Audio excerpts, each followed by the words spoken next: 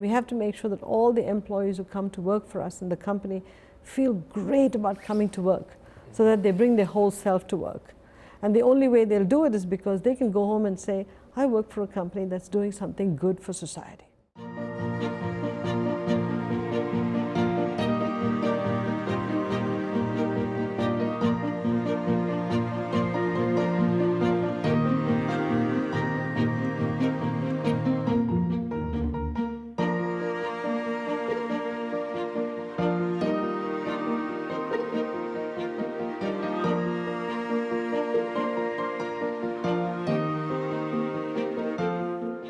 Decision making is part data, part walking around and getting a gut feel for the market, for the consumer. Then it's instinct. Sometimes the data says one thing, but your instinct screams something different. And how you tumble all these three along with the company's ability to implement. When you put the four together, you then make a decision. And you do that so many times, you sort of develop a sixth sense, and you process all this stuff in your head and you make a decision. Now, will you make mistakes? Absolutely. What you hope for is that your hit rate improves over time. As a new CEO, your hit rate may be a little bit better than 50.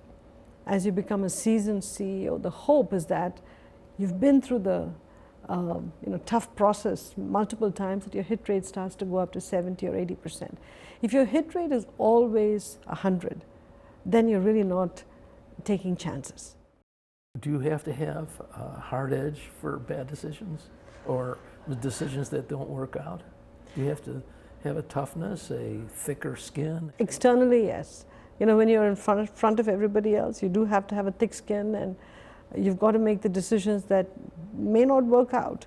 When you shut the door and sit in your office, I think most CEOs have a thin skin. I do. I have a thin skin when I shut the door in my office, and then I agonize over decisions that didn't pan out, because nobody wants to bet the company's money on something that didn't work out. So externally you say, okay guys, we gave it a good shot, it didn't work, let's move on. And inside you go back and you say, why didn't it work? What aspect of that decision making did I not take into consideration? Why couldn't we implement this? So the tapes play in my head over and over again to see what lessons I could take away from that, so that I don't repeat the mistake the next time. So what happens is, every time I have to use my instinct to make a decision, I have to justify it to a lot of people. Because sometimes people come to me and say, here's the data, this is what it shows, we've got to do this.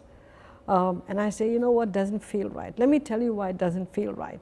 Then I have to talk about disparate experiences and observations, and why together they create a fear in the pit of my stomach, and why I think we ought not to go that way.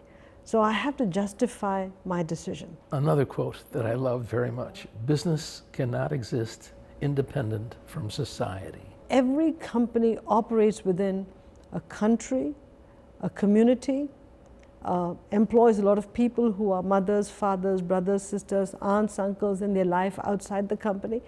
So we have to recognize that we have to be a positive force in every society. We cannot pass on the cost to society. And we have to make sure that all the employees who come to work for us in the company feel great about coming to work, so that they bring their whole self to work.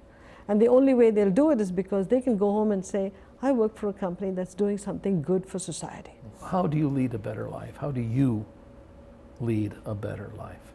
My husband, my kids, my parents, my mother who's alive, my extended family, my first responsibility is to them, because I'm the only mom they have. I'm the only wife my husband has. We've been married 38 years. And so I try to be a better mom and a better wife and a better daughter all the time. I'm not sure I'm successful, but I try my best. And I love them more than anything in this world, so every day I work to be a better person for them. But my CEO job is all-encompassing, because it is a major, major responsibility. It's an awesome responsibility, and it consumes you 24/7. It consumes you. So even though I say my family comes first, the CEO job absolutely consumes you.